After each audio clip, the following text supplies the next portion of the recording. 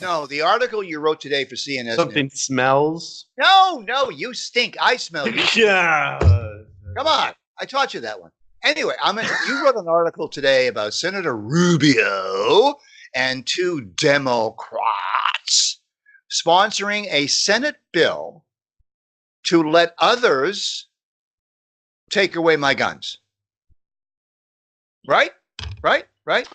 Well, that was not my headline, but I see where you're going with this. Yeah. All right. So why don't you tell our podcast listeners the summary of the article you published today at CNS News? First of all, I want to ask you. Well, look, if people want to read, if people want a summary, they can just read my article. What I want is to ask you. What I want is to know if you know that this is not the first time he suggested a bill like this. This is the second time. Yes, this is the second time. Yeah. When was the first time? In last year. It was the March after the Parkland shooting. Okay. We gotta set the table because we're way ahead of our listeners. Okay, so you're way ahead of yourself. Rewind the tape and tell us what the legislation entails. Come on. Okay, if you remember the Parkland massacre, 17 students killed, 17 wounded. There was a lot of pressure from the March for Our Lives campaign to Senator Rubio to pass something, to do something. There was this big cry of do something, and so stop the slaughter. Yes, stop killing children. Blah blah blah. So he did something. He proposed a bill, and it just kind of was there in the committee. It languished. Yes. And for whatever reason, he decided to pick it back up again. What was the bill? Tell us the bill. Extreme Protection and Risk Order Act of 2019, something like that. Okay. What does that mean? Well, okay, I'll give you a rundown of the bill because I've actually read it. Calm down, you. I'm going to strangle you with piano wire. Well, at least you might sound nice if doing it. Anyway, what it effectively does is if a civilian or if you're a relative or some concerned party. Other. It says other. What's with the don't tell me what's in the bill. I read it. Shut up. Other. It says. Yes. Well, it is. I mean, it's pretty liberal with this other person. So basically somebody who knows somebody can go. You can walk over to the courthouse and file a petition and talk it over with the judge, present your evidence as to explaining why this person is about to snap mentally, for whatever reason. For, maybe they just had a bad breakup, maybe they're going through depression, maybe they have they're diagnosed with mental illness. Maybe you want to screw their wife. Whatever. I mean, yeah. Well, maybe they owe you money, you don't want to pay them. Hold on. I'm incensed. Calm down, you. You sound like you look like you need to poop. Calm down. So what I actually did not only did I read the bill, but I also sat through a committee hearing in which they didn't talk about the bill. They talked about the whole concept of this red flag law phenomenon. Now, for those of you who are unfamiliar, red flag laws are basically what I just described. If a concerned party feels like somebody's about to snap, they go to the authorities, the courts, and then the courts, depending on the actual law, will review the evidence. Some people are very concerned because I believe some states, they don't even let the accused present themselves. They first take the guns, then the accused has to present their case to get the guns back. Let's walk through it and make it personal. Suppose you suspect that I have guns. Number one, I have guns. Okay, let's suppose. So okay. You know I have guns, and you think that I'm going to be an imminent threat to either myself or to other people or to law enforcement, and I'm going to snap, and I'm going to use these guns to commit horrific shooting acts of slaughter. Okay, either yourself or other people. Right. Sure. Yeah. Okay. Right. So let's assume that's the case. then you, Alex, you say, oh my, Mark has guns and Mark is about to snap. So I better trot down to the courthouse and tell the judge that we have to send government agents to go collect Mark's guns. Solely on your word, you telling me that agents of the federal government can arrive at my door and take my guns? Are you kidding me?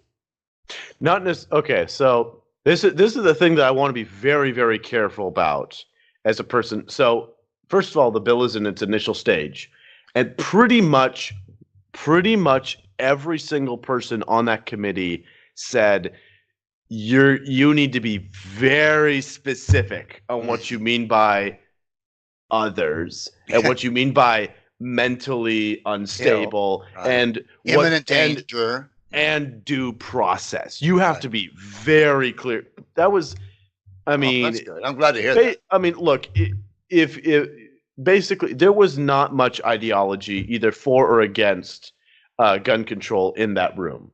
Okay. They had a sheriff. It also wasn't just academics. There was a sheriff. There was some intellectual for some libertarian think tank. Yes, for some libertarian think tank. There was another person with this gun control group. It was a diverse panel of thought. It had a diversity of thought. Do you know that Florida? You put in your article that Florida has already passed this resolution. Correct.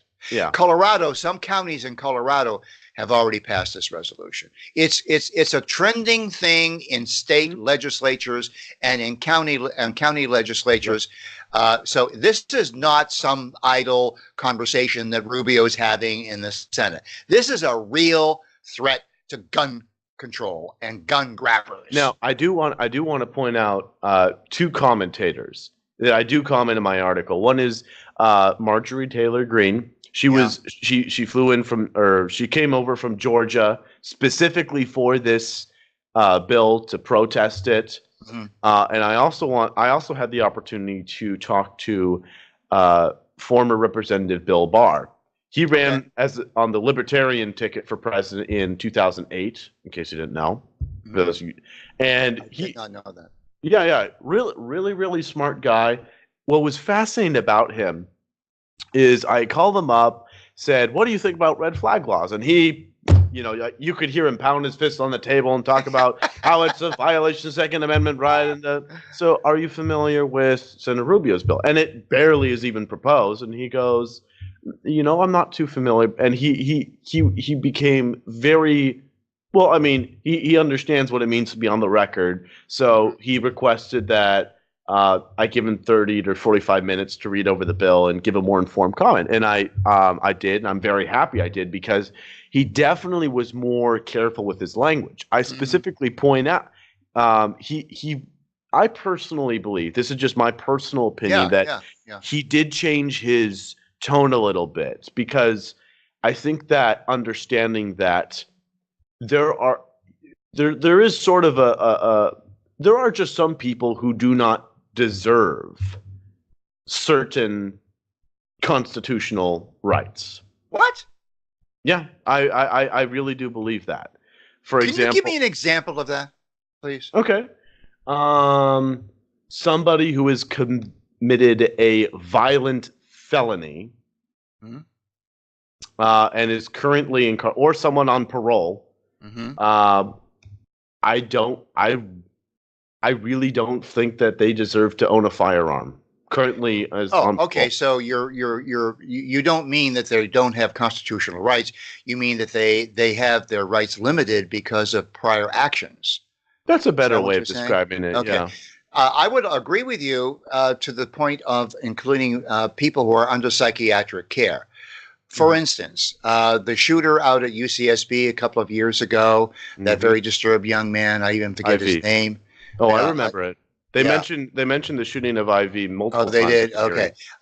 But anyway, he was under the psychiatric care of two psychiatrists. Okay, and his mother knew that, and his father knew that, but they were absentee parents. And the sheriff, Bill Brown, did not instruct the people who went to knock on this door And Bill Brown did not communicate that this man had guns and was under psychiatric care by 2 psychiatrists. Okay? I agree with you that if you are under the care of psychiatrists, then the red flag thing has traction. Okay? Yeah. So you agree with Bill Barr then? You would agree. You would effectively. So yeah. See, this was, but his objection was. I mean, I have to point out, he was very cautious, and he did not. He by no means fully endorsed it. He understood the pragmatism to it, and I too don't want to fully commit myself for it or against it, because the idea of someone truly deranged, nobody can say, and there is no way of protecting both himself or herself and the rest of society against this person through some sort of concerned petition or due process. Yeah. And he made that very clear. Yeah. There needs to be due process. Well, as this red flag legislation has already passed a couple of the states, I don't believe that it will withstand constitutional scrutiny. It's too arbitrary. It's too capricious. It's not narrowly drawn. It doesn't specify that the person who's called the other, the one who's making the complaint, has actual knowledge of the incapacity of the so-called shooter, potential shooter. So there are so many loopholes in this legislation. I think what's happening is that Rubio is under the gun, no pun intended, to actually. Okay, well, I also have to point out, it's not just Rubio; it's also Lindsey Graham. I know, and also Collins. Yeah, Susan Collins, which is Susan makes the 51 majority. Yeah. There was a brilliant article today. I saw Michael Shermer. He says hello, by the way. Hi, Mr. Shermer. Yeah. And he wrote a brilliant article about on Quillette about, can you ban evil? You cannot ban evil. You have to change ideas. The only solution to the gun problem is not regulating guns, not sending strangers to my door who are accusing me of snapping. No, that's not the way to handle gun problem. The way to handle gun problem is to change ideas and to keep people under observation who have psychiatric problems.